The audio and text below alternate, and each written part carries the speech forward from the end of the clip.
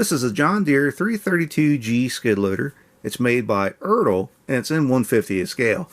Now, when these were announced, they had a little bit of a buzz about them just because they're new from Ertl and they're in 1/50th scale, and they're it's an updated skid loader.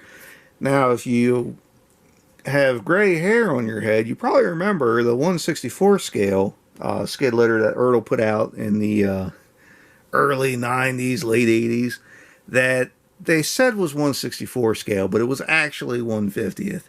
And if you set this thing next to any of the 1/64 scale tractors, it was enormous. It was about the size of a house. And so anyway, this is actually 1/50th. They mean what they say. And overall, it's not bad. It's nice to have something new and 1/50th from John Deere and Ertl. The 200 series excavators are nice, but there's 3 different versions of the 200, and now they're in the 210s or 250s, whatever it is. I think it's a 210. They're probably going to ride that thing till the molds fall apart, and that's okay. But it's nice to have something new, and having a skid loader from a different manufacturer is always welcome. And for a manufacturer that's as large as John Deere, it's almost it's not quite fitting that they don't have as many scale models as Caterpillar or Liebherr, or any of the other manufacturers. And I mean, even New Holland has way more models out than what John Deere does. Now, granted, John Deere Forestry, there's a billion forestry models. There's tree skidders and tree saws and feller bunchers out the wazoo. But as far as the yellow John Deere equipment, there is slim pickings. Now, right off the bat, you can see that the yellow plastic in the wheels does not match the yellow paint of the body. And you can also see that the cab is just solid plastic. The mesh here is solid. You can't see through it at all, which is a little bit disappointing. But coming from Ertl, it's understandable. The price point on these, I've seen these for as low as $18. That's how much this one was. It was $18. And I've also seen them as high as $30. I think for $30, that's too much for this, but $18 is probably just about right. It's not quite as nice as the Bobcat skid loaders, but it's pretty close. Maybe not quite as refined as the Bobcats, but I think it's certainly decent.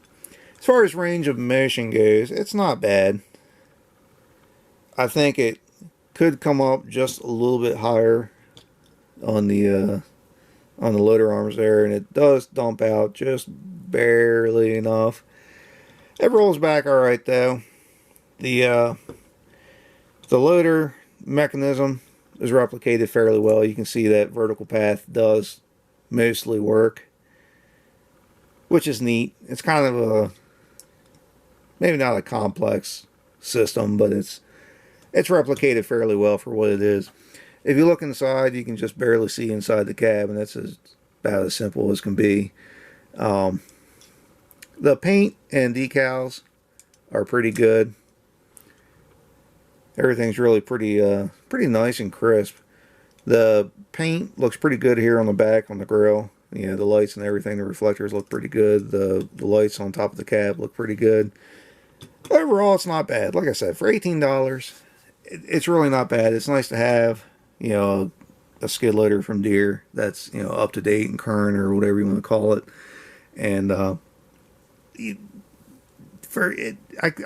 keep mentioning this $18. You have to keep that in mind. It's from Ertl. It's $18.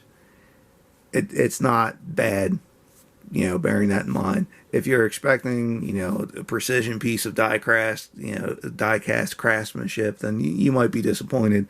But if you know what to expect, it's pretty decent. Anyway, like I said, I was happy to pick it up. I'm happy they made it, and I'm happy to have it. That's about it. If you have any questions or comments, feel free to ask. If you have anything you'd like to see, let me know. I might have it. And, as always, thanks for watching.